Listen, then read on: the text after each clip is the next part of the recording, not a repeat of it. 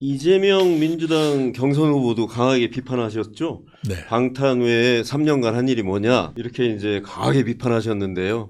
예, 뭐 방탄 말고도 딴 것도 했겠죠. 그런데 방탄을 위해서 워낙 기상천외한 생각지도 못했던 일들을 하다 보니까 한 세 가지를 말씀드리면, 하나는 입법 폭주가 있어요. 예를 들면 허위사실 공표죄가 문제가 되니까 뭐 선거법에서 빼버리자라든가 배임죄를 없앤다거나 제3자 뇌물죄가 어떻다든가 이런 식의 과잉 입법, 그리고 예산 삭감도 액수 자체는 다 해서 4조밖에 안 되니까 그것 가지고 규모 가지고 문제 삼는 것이 아니라 하필이면 대통령실, 검찰, 경찰, 감사원의 특활비, 특공비 이것만 전액 삭감, 굉장히 기분 나쁘게 하는 거잖아요. 일부러 의도했던 것처럼 그렇게 비친단 말이에요. 게다가 뭐니 해도 30번에 육박하는 탄핵의 시도, 이건 완전히 정부를 마비시키는 결과까지 가져올 수 있는 것 아닙니까? 그런 것이 워낙 강렬하게 인상에 남고 또 국민들의 우려를 자아내다 보니까 다른 것이 덮인 거지요. 그래서 탄핵 말고 국민을 위해서 한 일이 뭔지 스스로 설명해봐라 하는 질문을 했었죠. 대법원에서 이재명 우리 민주당 후보의 선거법 위반 혐의에 대해서 전원합의체 회부하자마자 회의를 계속 연이어서 지금 열고 있어요. 네. 그래서 이제 일각에서는 이 재판에 속도를 내는 거 아니냐 뭐 이런 얘기도 있는데요. 대법원 확정 판결이 그 전에 나올까요? 그리고 그게 대선에 어떤 영향을 미칠 거라고 생각하십니까? 민주당에서는 조희대 대법원장께서 정치에 관여하려고 하느냐 이런 식으로 경계망을 치고 있죠. 그런데 제가 보기에는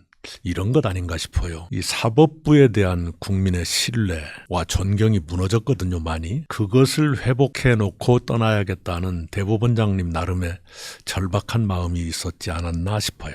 정치에 또는 선거에 영향을 안 주는 것도 미덕일지 모르지만 그런 자세 때문에 사법부 불신이 이렇게 일어난 것 아니에요. 특히 조희대 대법원장님 전임 대법원장 시절입니다만 대법관 매수 의혹이 번졌는데 아무 조사도 없이 그냥 흐지부지 넘어간단 말이에요. 이런 것들이 쌓여서 법원의 신뢰가 많이 떨어졌다. 특히 가까이서 보면 헌재와 법원 사이에 헌법재판소는 윤석열 대통령의 진퇴, 파면 여부를 상당히 신속하게 절차적인 시비를 받아가면서까지 신속하게 했고 8대0 전원일치 파면이라고 해서 굉장히 국민들의 그 수긍을 받고 있지 않습니까? 그 헌재에 비하면 대법원은 많이 점수를 까먹었어요. 그동안에는 정치적 사건만 놓고 보면 헌법재판소는 윤석열 대통령 파면, 법원은 이재명 대표 심판, 이런 일을 맡았다 그러면 법원 쪽은 도저히 진도가 나가지 않고 질척거리는, 그리고 간간히 나오는 판결이 이상하다 이런 것들을 냈지 않습니까? 그래서 아마도 대법원장님 입장에서는 떨어진 사법부의 위상을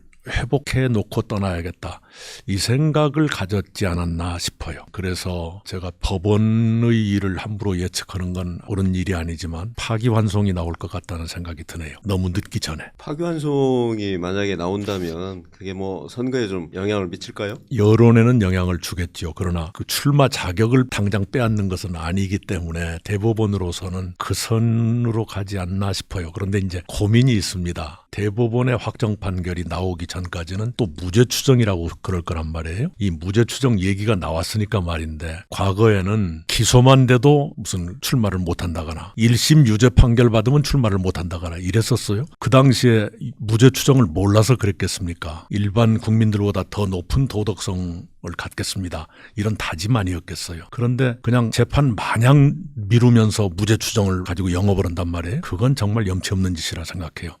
원래 무죄 추정이라는 것은 힘없고 약한 사람들을 보호하기 위한 장치인데, 권력자들이 무죄 추정을 가지고 그 방탄을 삼으려고 그러는 건 거듭 말씀드리지만 모렴치한 짓이다, 고 얘기하고 싶습니다.